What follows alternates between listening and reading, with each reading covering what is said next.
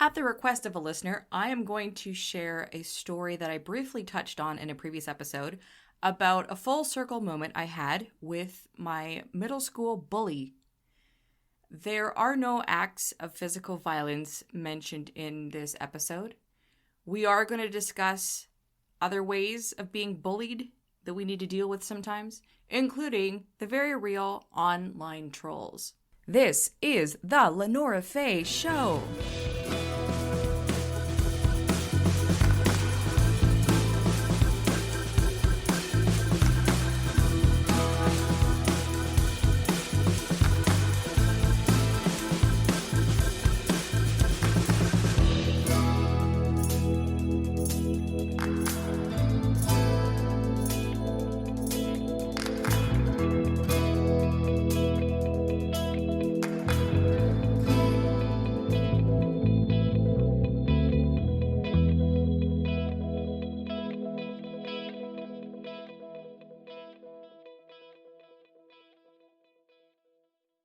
Welcome to this episode called Bullied, Middle School to Adulthood. I'm your host, LeNora Faye, and this was definitely not a topic that I had planned on talking about. But, as I said at the top, at the request of a listener who sent in some great questions, I decided to turn this into a full episode and also expand on the different ways that there have been bullying attempts throughout life, like through adulthood, in religion, in the workplace, and these are just based on my personal stories. So what kicked this off was from the Virgin and the Jazz Singer episode, which has been previously put out. I mentioned how I had received a Facebook message one summer in my mid-20s, and at that episode I was sharing how I would play my violin in tourist destinations in Vancouver. And anyway, I got a message from the girl that bullied me in middle school, and she asked if I was the woman playing the violin. And I said yes, because she gave the location, and she said that her and her daughter had walked by, and she thought I looked familiar. I don't think she knew that I played the violin. And anyway, her daughter couldn't stop talking about the violinist. And so I think we chatted briefly, but, this was a long, long, long time ago. She's not someone I've kept in touch with. So I got a message after that I put that episode out, and some great questions, like, there are bullies in Canada? I think that was supposed to be kind of a joke. Because yes, Canadians, we get bullied, we are bullies, we have bullies. The niceness, polite thing is a stereotype. We are nice and polite, but we have our dark sides too. So there was that. There was also the question like, you're so nice, how could you have a bully? Who would bully you? You're very confident. And they were great questions. And it made me think, well, this happened in middle school. And then I started to realize like how many times people have tried to bully me throughout the years. And it's a really real subject. And I know it's something that people really struggle with. And then if you become an online person, if you start content creating, and then it gets really out of hand. And I have a lot of stories about that. I'm going to go back and share the original story from middle school, because what happened is that I realized that incident started to build my confidence level in navigating the very tricky life of being a human.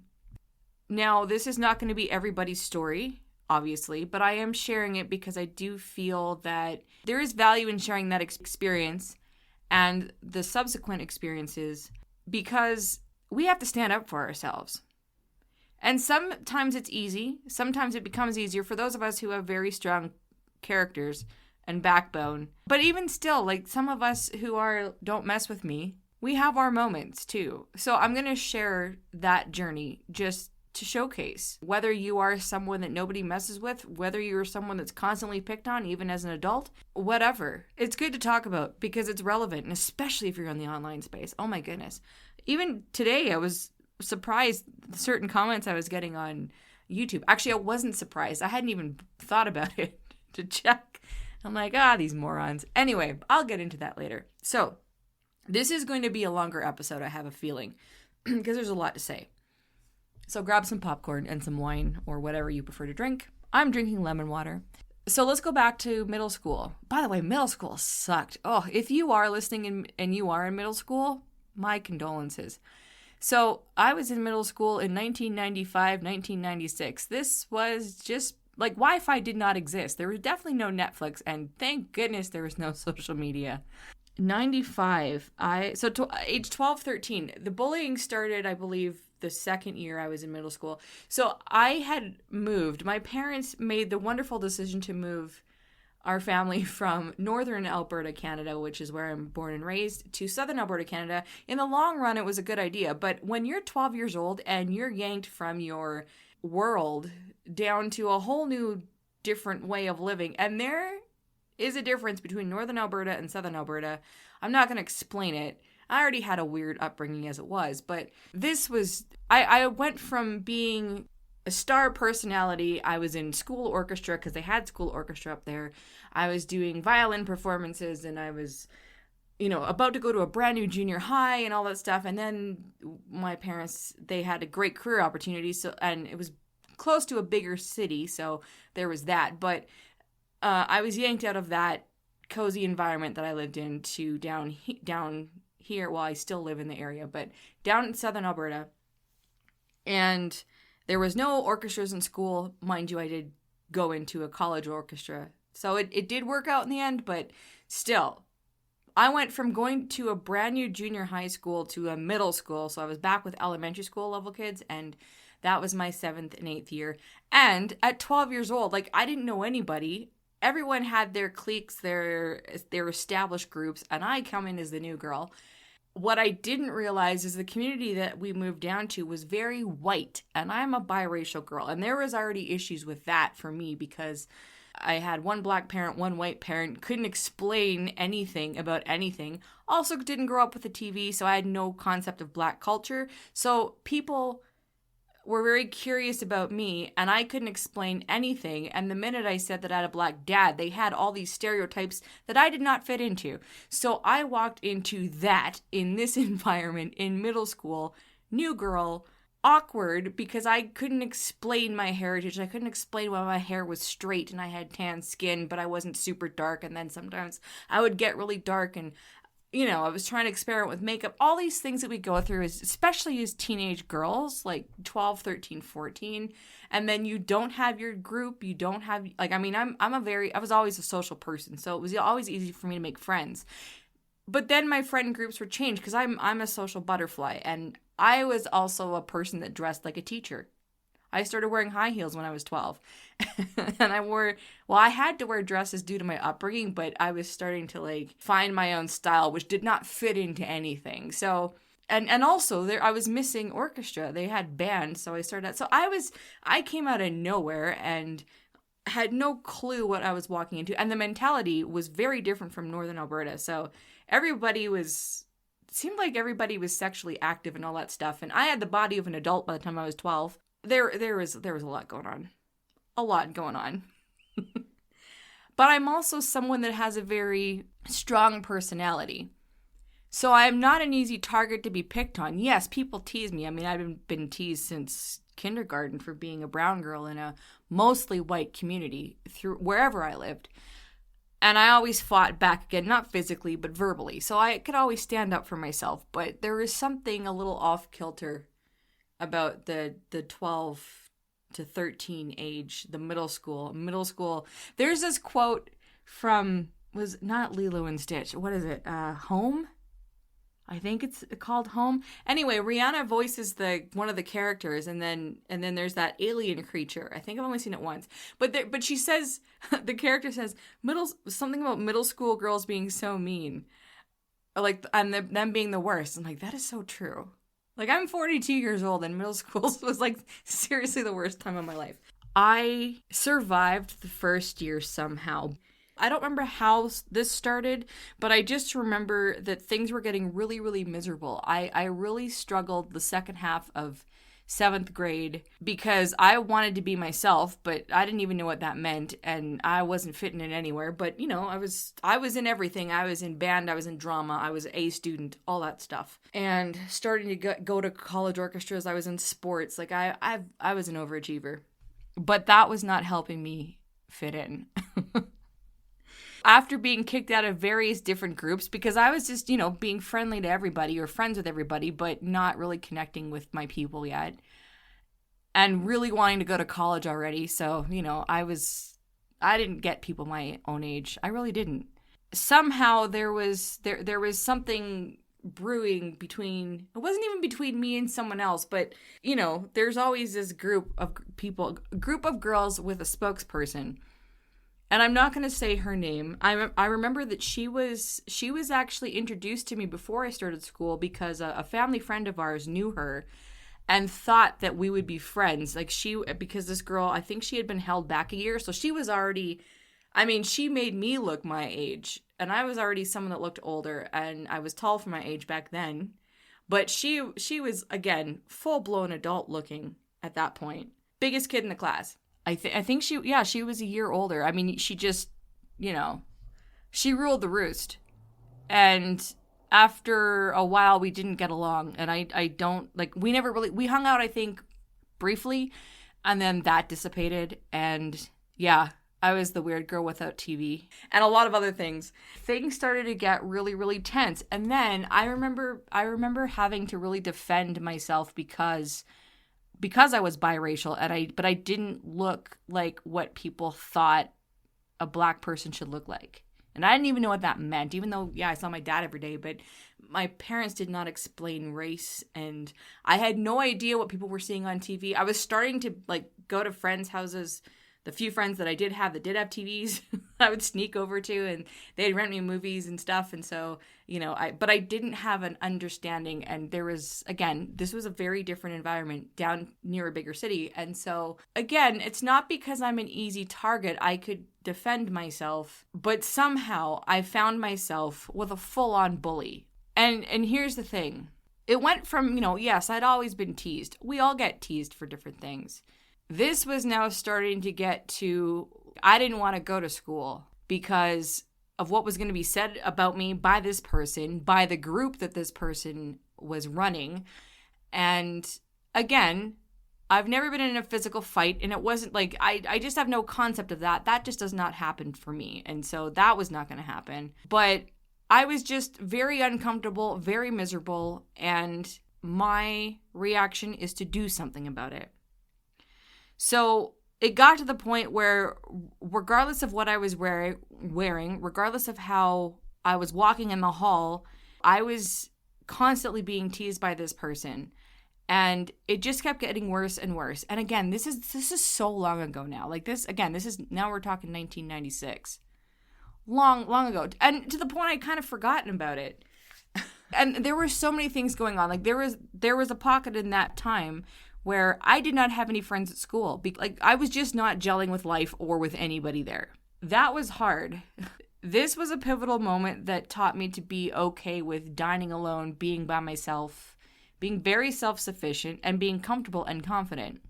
But back then, when I was really needing a place to land in this still new place, as a 13-year-old, I wasn't landing anywhere. And that sucked. You go down a spiral. Look, we spiral as adults, but there's something about spiraling from the age of 13 to 15, and you're just so desperate to go and live your life, but there's nothing happening. And it was awful. Life can get really, really dark and can be into adulthood and anxiety. And this wasn't even anxiety, though. I don't even think that was a concept for me back then, because I don't recognize me having anxiety back then. I was just not happy and did not want to be there, but, had to keep going. So when it came to this particular girl, the thing about it, and I can't even pinpoint specific things. So we had an anti-bullying group that I was part of the core group that spearheaded this. I don't remember what we call it, but it was anti-bullying. I was the one person that used that against her. But I'm going to back up a little bit before that. So that's the stuff that I remember, and that's the part that I'm going to share. I just remember that it got really, really bad. Again, I wasn't going to be harmed physically, but my confidence at that point was not great. There was so much going on, and again, you're a teenager, you're already going through teen stuff, and keep in mind that I was raised in a religion that didn't allow you to do anything. So you're just a miserable teenage girl. just a really shit time. And the only thing I could do was to call into effect the anti-bullying campaign, or whatever we called it. I don't even remember what we called it. So I did. And we both got called down to the office. And everybody knew what was going on. I shared whatever I needed to share, and then I spent the rest of the day sleeping in, like, the nurse's room, or whatever we called it, because I just had the worst headache. But I've always been someone that stood up for myself every single freaking time. Sometimes it takes me longer than normal, but, you know, I just had enough. And then after that, she left me alone. That's really all I remember about that. Fast forward 10 years, 12 years maybe. High school. Okay, I'll finish this part of the story, then I'll get back to the confidence thing, because that's really the lesson of the story. Because that planted a seed for something, and that's why I wanted to share this story, because it really does affect even how I navigate the online space now, which a lot of us are dealing with. That happens. She leaves me alone. Even in high school, like, you know, we weren't friends. Moved through high school, did my thing. I don't recall any kind of bullying in high school, not truly, because I found my stride more in high school, hanging out with all the older kids until 12th grade, and then I was the older kid. But by then I was doing virtual school, and I had my teaching business. Like, I started that at 15, and things got worse, and then they got better, but I was in therapy and all that good stuff. It was mostly to do with parents at home, my parents. Anyway. So her and I had no interactions in high school. Early to mid-20s, I'm a working violinist. I would go to the coast, west coast of Canada, and play my violin. And that's when, you know, by then, you know, high school was so long over. And because this was not where I lived, I didn't even think about it. So to get a message suddenly on Facebook from that girl, that woman now, and I said, yes, that was me playing my violin. And then she I wish I'd kept that message. So again, a long time ago. But anyway, she was talking about how her daughter kept talking about the lady playing the violin and how nice it was. And she had kind things to say. Just came out of nowhere. And I was so surprised. And that also made me feel really, really good. Because again, by that point, like, it was water under the bridge. She was not somebody that I would see and fear for my life or anything like that. That's what that story was. As I was thinking about this and just now how I've navigated life through adulthood, because I'm into my 40s now, that experience from 7th and 8th grade, I see how a new level of confidence, that seed was planted for me then. Now, again, this is not everybody's story. I am someone that is a confident person. And yes, I get knocked down, and sometimes it takes me a while to get back up. This is not a special circumstance by any stretch. But I want to share this story because it's so important to build backbone for ourselves. And we have to build our own backbone, right? I have always been a person to figure it out, or not even that. I've always had a strong character and a relatively strong constitution when it comes to standing up for myself. And I realize that it's probably out of necessity. You know, like I said, I've never been in a physical fight. Maybe that's Canadian privilege. I don't know. But I use my words. And even if my words are very ineloquent, grade 1 yelling at kids for calling me Brownie because I hated that. That was my nickname because I have brown skin. And really couldn't explain why. But all that stuff, I would just retaliate back with my words and get really vindictive and just, be better than everybody else. I think that's what it was. That's what I was trying to do. My nature is to call it out, to fight back, to say, to show my strength. Not physically, but just to show my strength of character. That experience in middle school was very much a challenge for many reasons because I was not at my best. I was not in my comfort zone. I was very much out of my comfort zone. And, we go through periods of that in life where we don't have our footing, we don't have our wits about us, and it's awkward. And because this stems back to one of the questions I was asked from the listener who wanted me to share more about this, is that, who would pick on you because you're confident? But in that moment, I wasn't confident.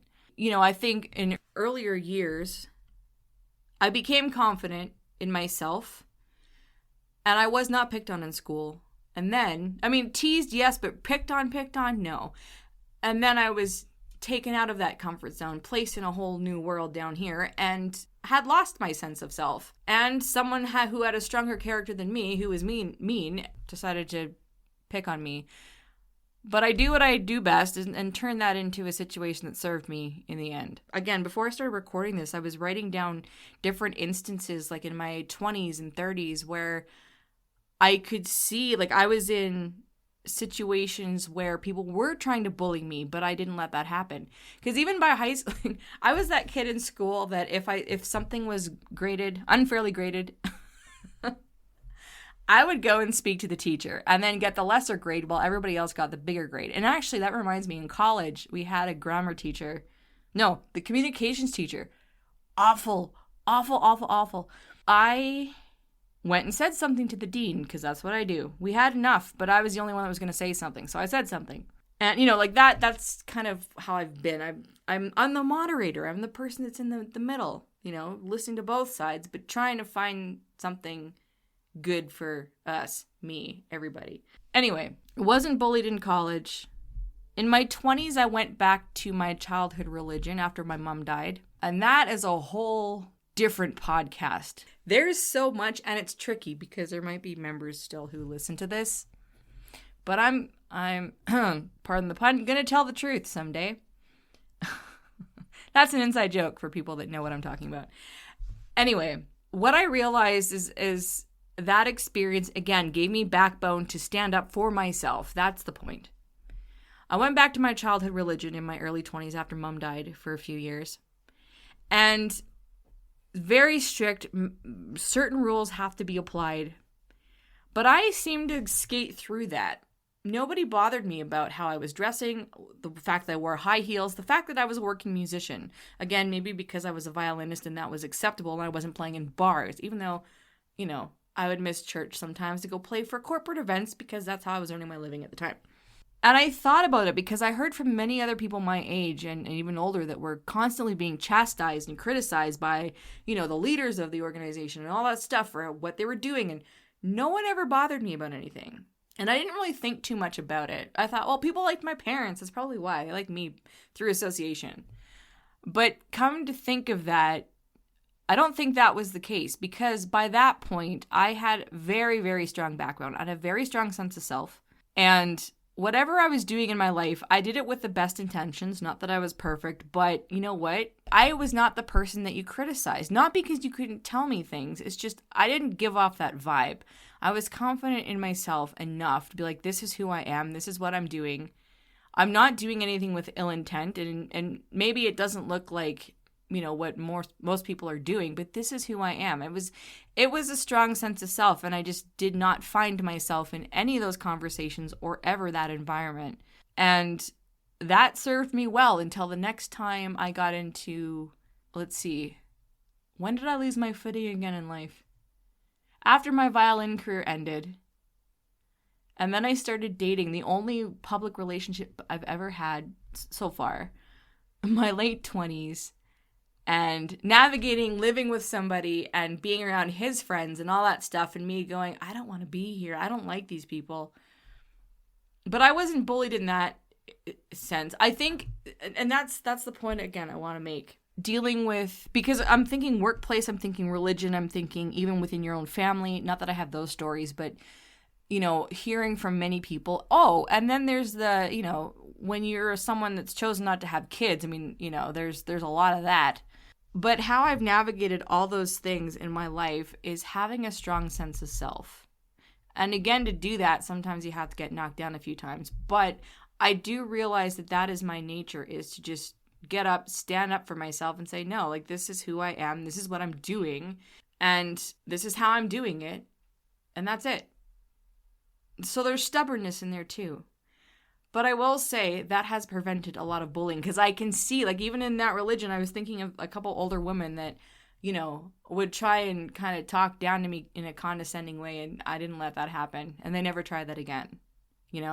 I think about buying furniture. Like years ago, I bought a whole bunch of furniture, but I went into the actual furniture shop to see what they had, because then I was going to buy it online. And I remember like one sales guy, he was trying to like sell me all this stuff. I said, no, I want this, I want this, I want this. And I was very adamant.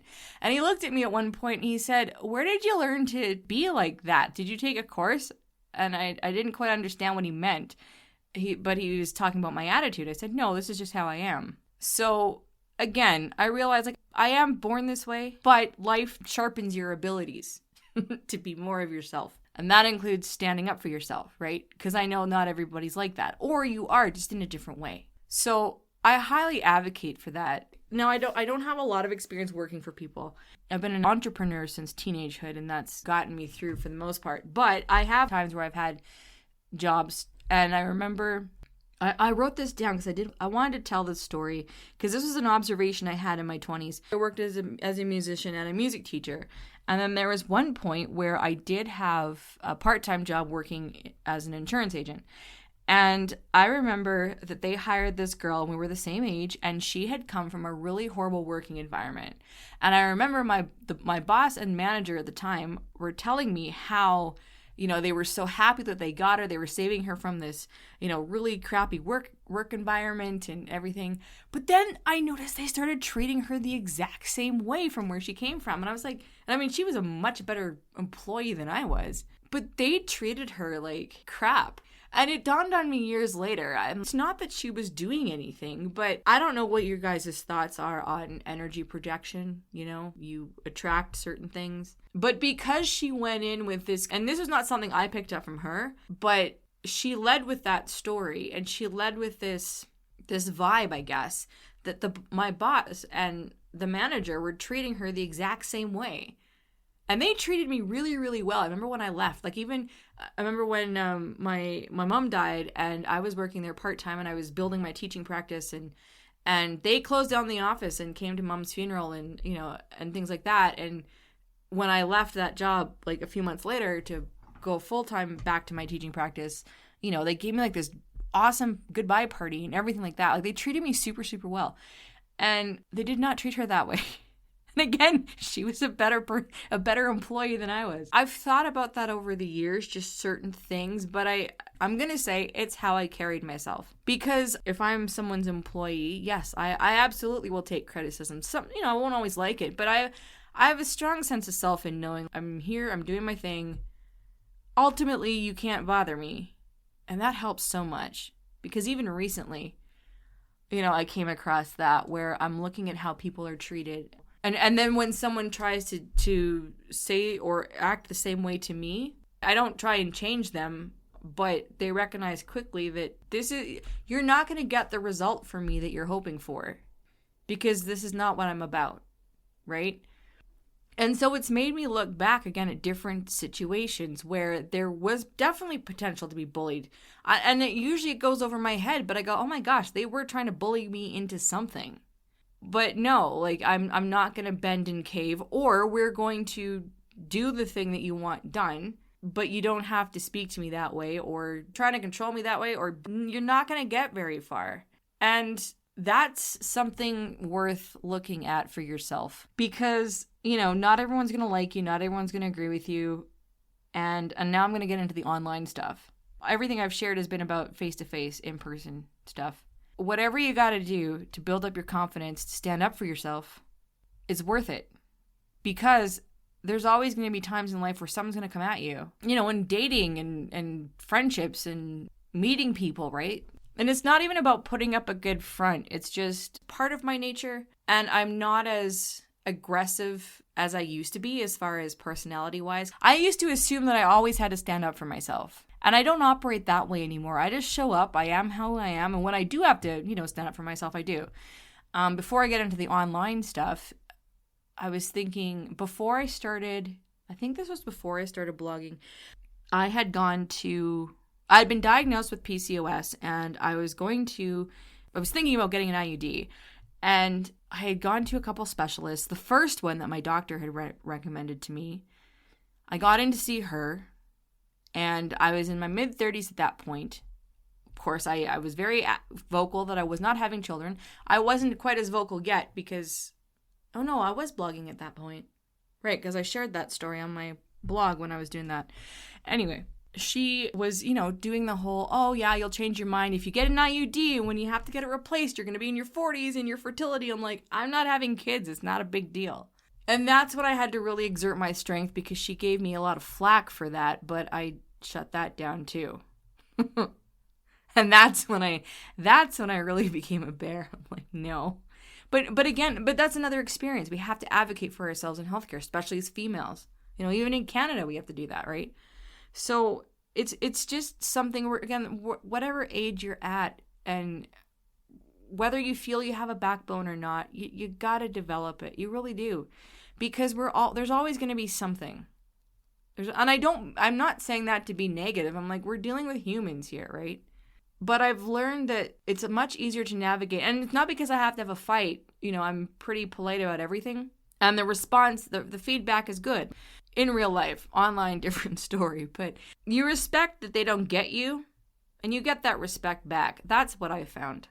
Having a backbone and having a sense of confidence, a sense of self, however you get there, because how you get there, that's on you. I can't tell you how to do that. I know what I've gone through, but everyone's got a different approach to it, but that helps tremendously. I've put up walls. I've definitely had armor, shield, and I'm talking energetically. I operate more open now. Still a work in progress, but I don't think I have a chip on my shoulder the way I used to. Again, that was always in defense mode, right? But that was part of the process for me. That was part of getting to the being confident and showing up as myself and saying yes or no or whatever, and having boundaries and all of that stuff. It just helps. It just helps. And especially when you get knocked down and you got to get back up again, but you've got your strength, your backbone, and you can deal with what you need to deal with without being railroaded and talked into things that you truly don't want to be in. And it's an ongoing journey. I'm going to credit my middle school bully for that. So thank you. I won't say your name, but thank you. Moving to the online space and internet trolls. And even somewhat lesser but more surprising, let's say you advocate for a community. I have a lot of experience in this. You advocate for a community. And again, you're not going to be friends with everybody. Not everyone's going to like you or get your content or even appreciate what you do. There's a lot of keyboard warriors, even if you guys are, on the same page about certain life choices and you're in the same community, right? And someone doesn't like what you say or how you say it, or you're not doing enough of this, or you're not doing enough of that, or you post something and you're building your brand, you're building your whatever, you're following. And of course, your content ends up in front of people that just want to tear you down. They're the online trolls, the ones that just are going to say whatever they want to say, because even today it was like something, it was this really horribly, this grammatically incorrect post about uneducated women and how everyone should stop liking them and unfollow them. And then dude ended with "Wake up, America." And this was on my YouTube channel. And I said, "I'm Canadian." He hasn't responded back. So, 2018, I started blogging. At first, it was pretty, there wasn't a lot going on. And then I started a podcast with 2 other women, and that got a lot more traction. And then I was starting to do more social media. And then I was getting a lot through the podcast platform and through my own platform. I was getting the internet trolls who were very against what I was talking about. Over the years, I've developed the ability to, have conversations, to deal with people face to face who disagree with me or have things to say and all that stuff. After a while, it didn't even bother me. I was just shut it down. But online was a different story. I avoided going online for years, even when I was a violinist. Now, at the time, YouTube was only starting, and it wasn't common to be online then. I was on MySpace. But I wasn't really in music communities, so I didn't have to deal with online criticism. But for this came in droves, and you post something, and that it's not going to land with everybody, and that's totally fine. But then you get these comments, and they want to tear you down. They want you to question who you are, why you made the choices you made, all that good stuff. Now, the standard thing is just delete and move on, which I do recommend. But when you're But for me, I am not that type of delete and ignore it. I did that a little bit, but I was feeling like there's got to be a way to deal with this in a way that benefits me and even my audience. But I did not know how to handle that, because I would look at a comment, I would look at a troll comment, and I mean, this isn't "you suck," this is "you're making bad choices, blah blah blah, you all love abortion, you all like, you're useless because you're not having kids," or whatever they were saying. Oh man, like I would rage, like my body would fill with rage, because at the time I was here. I guess here's the thing. Yes, I could handle myself, but inside I was full of rage. Probably from my middle school bully, even though I had been to therapy.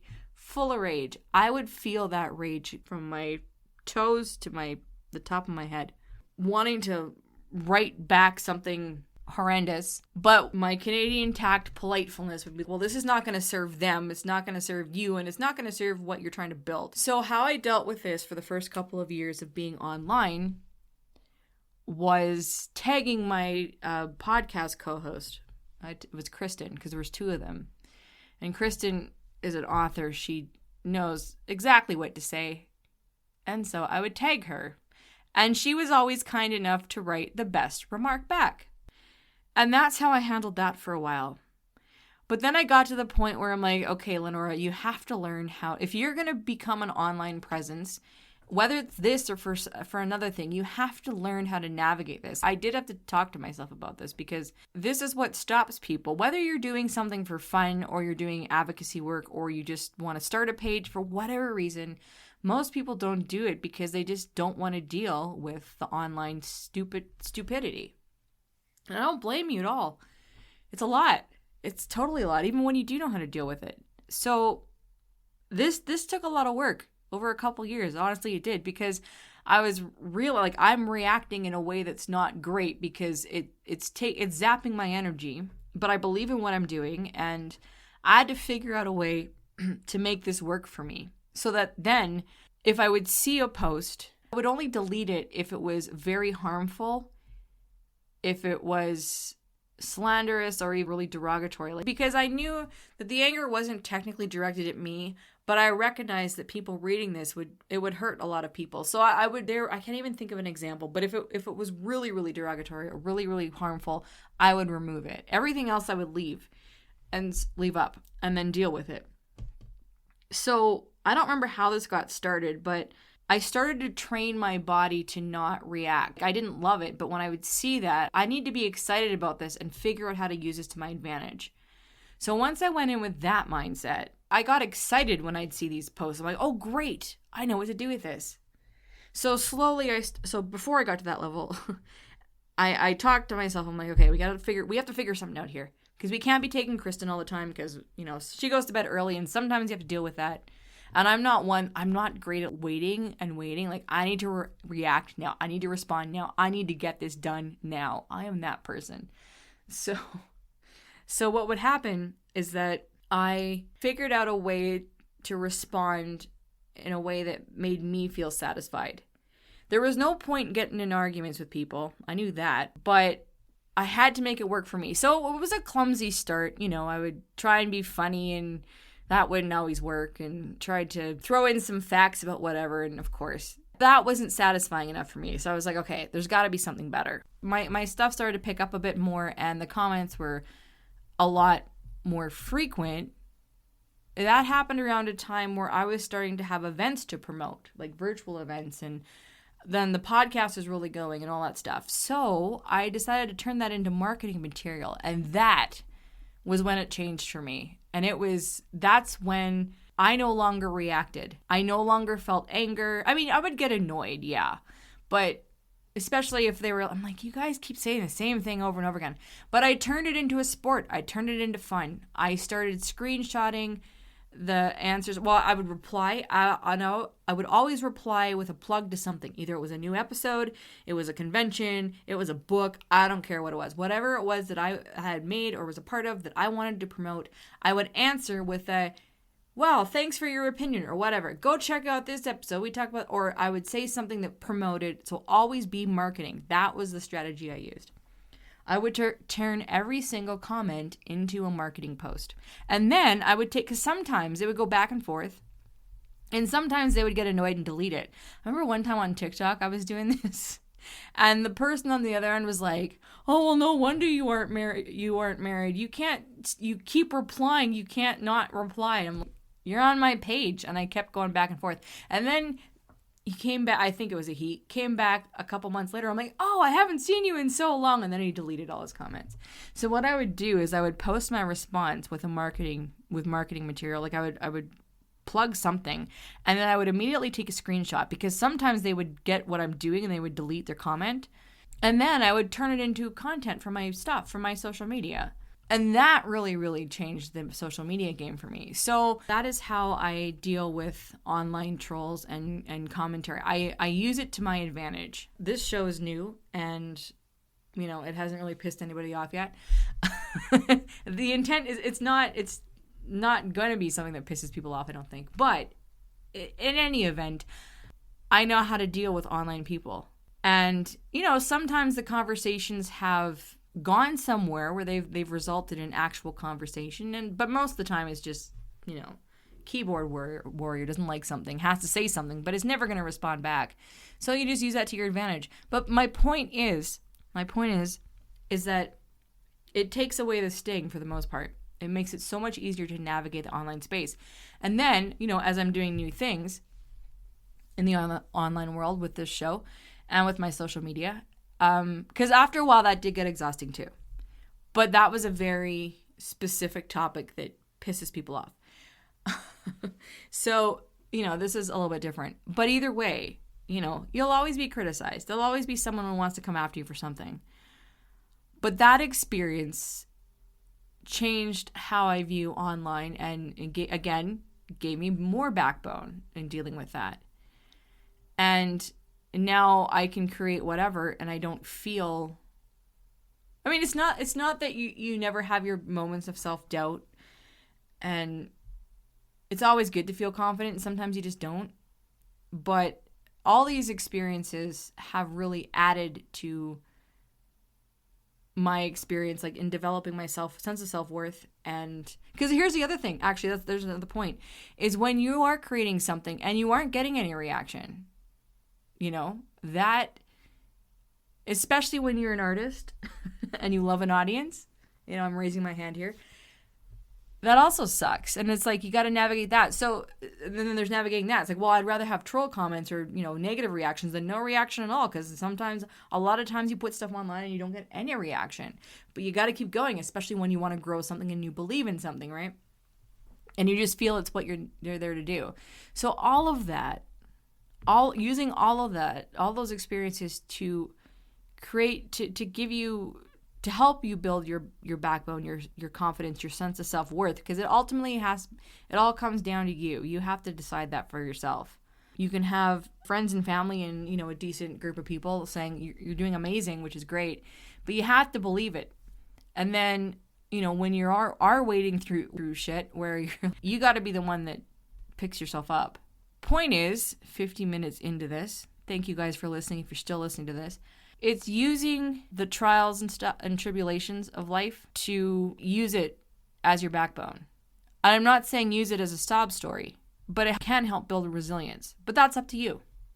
I've chosen for me to use it as a tool for resilience. And again, shout out to my middle school bully. I think I have shared everything that I want to share on this. I'll put this out to you guys. If you've heard me say anything in any of the episodes so far, and you're curious about, like, again, I had just shared it in passing. It wasn't even really a part of the story in the Virgin and the Jazz singer episode where I mentioned my bully, because it was just a neat anecdote that happened, a cool moment. There was something that caught her attention, and she wanted the person that reached out to me about this and wanted to know more. So if I've ever said anything in any of these episodes that you're curious about and you'd like me to do an episode on, or you just want to, I guess, are curious, you can DM me. If you're on Instagram, I am LeNora Faye is my Instagram. If I've said anything you're like, I want to know more, or how did you deal with whatever, I could possibly turn it into something. Maybe I said something, I go, I have nothing else to add to that. But I'll open that invitation. I'll send that invitation to you. Okay. Thank you very much for listening to this episode. And thank you very much for supporting the LeNora Faye Show podcast. You can share, like, subscribe wherever you're listening to, watching this, because this is also on YouTube in audio form. You can leave comments if you're listening to this on Spotify or YouTube podcast. Please leave a 5-star review or 5-star rating if you can on Spotify and Apple, because it really does help with the distribution, with the reach. And oh yeah, I think we're now on Amazon Music and Audible too. So wherever, if you can leave a rating, please do so. You can also donate to the show, because that's really helpful as well. So there is a link in the show notes to that. Again, you can follow me on Instagram at IamLenoraFaye if you'd like. And with that, we'll chat in the next episode.